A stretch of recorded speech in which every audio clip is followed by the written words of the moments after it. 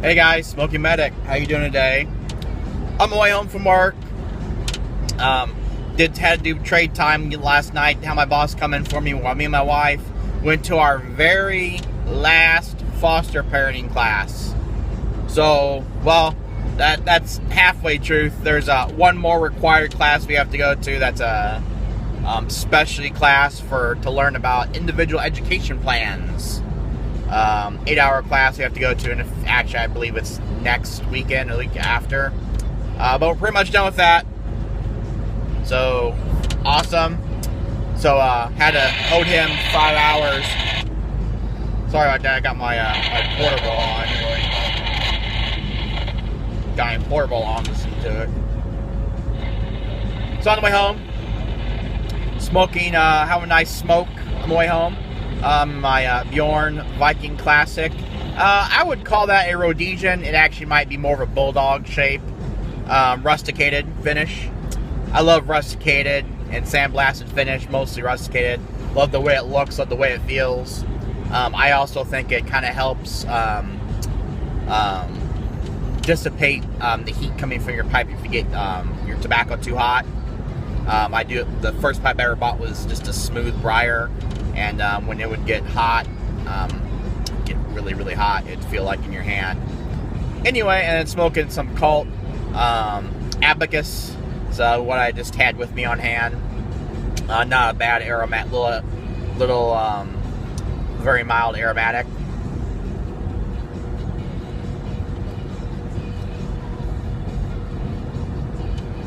So again, headed home. Wife sent me a text message about half hour or so ago when I was washing the ambulance, finish up some things at work, asking me to pick up tacos or nachos on the way home. That she was hungry and she didn't want to make grilled cheese like she thought she did. So headed to a good little Mexican joint in downtown where we live. It's been around forever, been a staple of my town for a long time, to pick up some. I think she wants nachos, and I don't know why I'm gonna get nachos or tacos, but she's been really busy the past few days. She finished last day of work for her for the summer was yesterday, but she's working on painting. So we got a bed and a crib for whatever age kid that we get when we finally get a kid placed with us, because we're getting licensed from 0 to 5 years of age. So we had to get a crib and a bed. We were lucky enough. The nurse practitioner that she goes to for her primary care provider, when she went to do her physical for DCFS, she offered her a bed that was her son's, that she says has been sitting in her basement forever. And it's really beautiful, really good quality hardwood. I guess what you'd call a captain's bed. So it has the drawers underneath the mattress, and then the headboard, I guess what you would call it, has shelves built into it. I think there might be one drawer, I'm not sure. So thank you very much, nurse practitioner Kim Nord. Thank you. So she's painting. My wife's at home painting that. She's really good at she's really got a really good art flair for the artistic. So she's painting it with some really good quality furniture paint and doing it up really nice, giving it the antique look, I guess. And then I want to thank our neighbor across the street, Deb, my good buddy Dan's wife. She found a crib at a garage sale. She actually initially bought it for her son, but his baby's mama, his parents already got them a crib, so she graciously offered it to us. Thank you very much, Deb. It's also a very nice, very good condition. Apparently like a pretty expensive crib. She just got a very good deal on it, so she gave it to us. And then my wife is going to paint that too, I believe. So when I get home after I eat and just kind of take a sit for a minute, and to sit with her for a minute and sit with the dogs, because the dogs are going to be fucking crazy when I get home. They're going to be excited I'm home, since I'm getting home late. They're always excited when I get home anyway. I'm going to start moving stuff downstairs to where my office is going to be, and might look into taking stuff in the garage. But my buddy Justin, thanks Justin, is gonna come into town Saturday and help me move some heavier things. Dresser, I've got a old antique dresser that's pretty heavy. Help me move that, a few other pieces downstairs, maybe some pieces outside. So thanks Justin for helping me do that. You will be rewarded with meat and mead, maybe in the buffalo chicken wing form. But I really appreciate everyone that's helped out. Everyone's made really good comments about our journey in becoming foster parents. Very excited.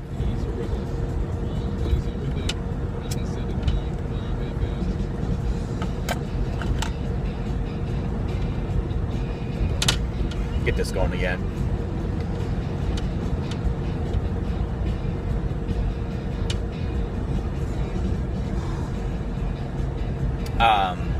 Another thing I want to talk to you guys about, ask you guys about.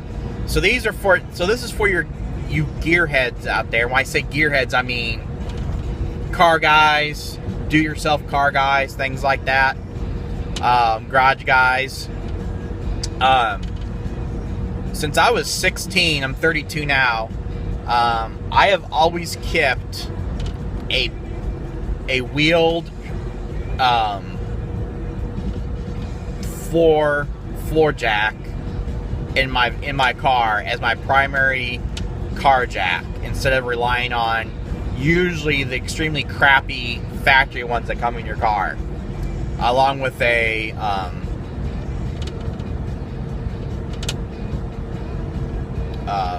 star wrench. Is that right? No. 4-point lug wrench. 4-way lug wrench. There we go. Anyway, so my question is to you guys. I've had it all these years. Awesome. The few times that I have personally had to use it, for when I've had a flat tire, it's come in handy because it's quick, easy, and then I've helped people change flats before, quick and easy. But it takes up a lot of room and it's heavy. So I have it, the lug wrench, and some other emergency vehicle stuff in the back, in a tote, and then I have I would say a pretty decent toolkit, Craftsman, mostly Craftsman stuff back there too, and both those things take up a bunch of room. So I want to downsize that, but I still want to have the capabilities of that jack for the most part. So I'm thinking about changing that to a bottle jack, I guess is what it's called, bottle jack, or a canister jack, I think, as I've heard some people call it. I was looking at those on Harbor Freight's website to see how much they cost, and depending on how, what the ton capacity, you get anywhere from like almost $30 to like $40, $50, $60, something like that. So my question to you is that a good, viable replacement option that's still going to do a good job for me for keeping in the vehicle, to cut down on weight and space? It's not even the weight, it's mostly just the actual bulk size of that jack for emergency use, and like I said, just standard capability. If so, what ton capacity should I get?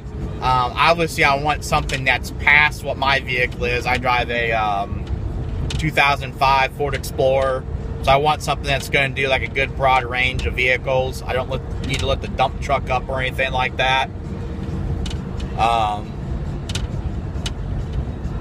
And then, is there a certain brand that's good and reliable, that's inexpensive? I'm kind of thinking it's one of those things that They're probably all made in the same damn factory in China as all the brand names. So I'm thinking of just hopefully soon here I can make a Harbor Freight trip. There's Harbor Freight stores and about an hour away from me in 3 different directions. So I want to go there and pick up a few things. That would be one of them. Or is there a good, decent brand one that I can pick up on Amazon with my Amazon Prime account for a good price? Or maybe ones I can pick up at Sears for a good price when they go on sale, something like that. What the fuck's going on here? County highway department truck being stupid.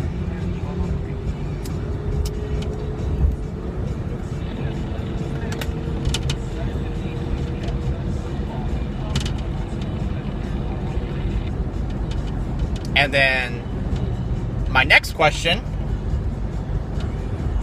to go with that is, what tools should I really look at having? Obviously, besides a good lug wrench for tire lugs, to keep in my vehicle. So I have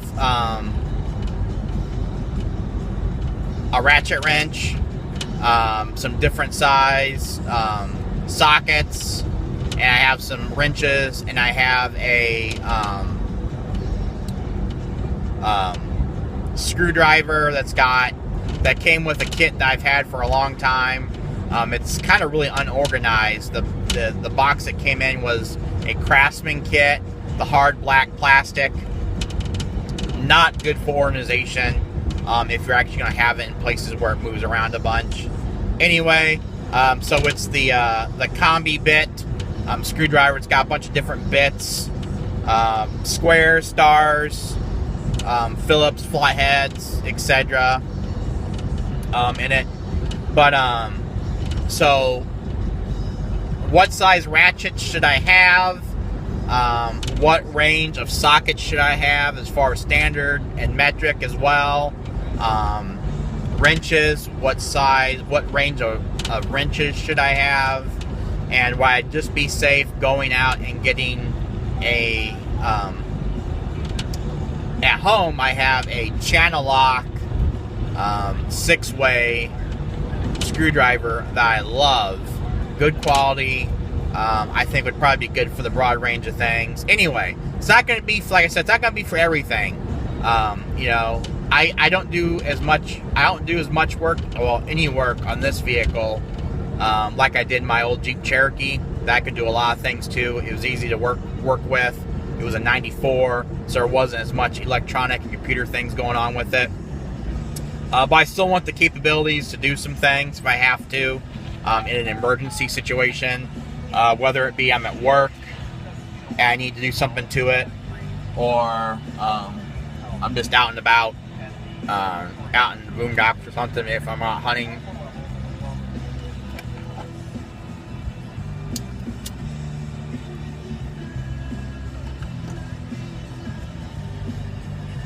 What do I need? Or what do you think I need? And what can I live without as well?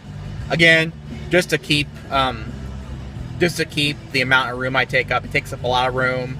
Whenever I have to haul anything, I have to take it all out, and I don't have that stuff with me anymore. Uh-oh.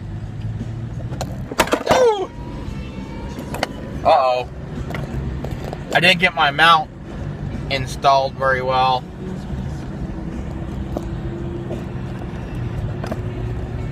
Hang with me, guys. Sorry about that. I didn't get that put on there very well before I left. Anyway, and then as far to replace that tote, I have all that stuff in. I was at Home Depot the other day, and I was looking at like the Husky tool bags. Doesn't have to be Husky brand. It'd probably just be whatever I find on sale for the least expensive price, because it's just going to be used to contain the stuff. It's not going to be carrying the stuff around. They had like the heavy duty canvas nylon style tool bags, and they had one that was like the size of like a pretty big size duffel bag. Thinking about replacing that tote and put all that stuff in there. That way when I do have to take it in and out of the vehicle for whatever reasons, it's just easier. Takes up less space inside, easier to haul around and whatnot. If that would be a better option or not. So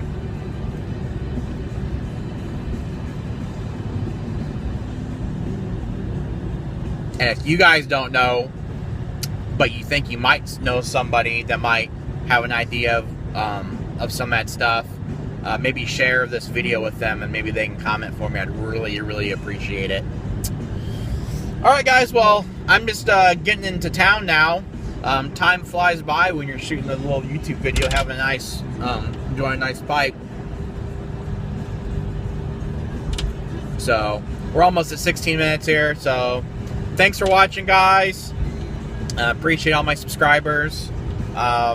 Remember, thumbs up button or thumbs down, however you feel.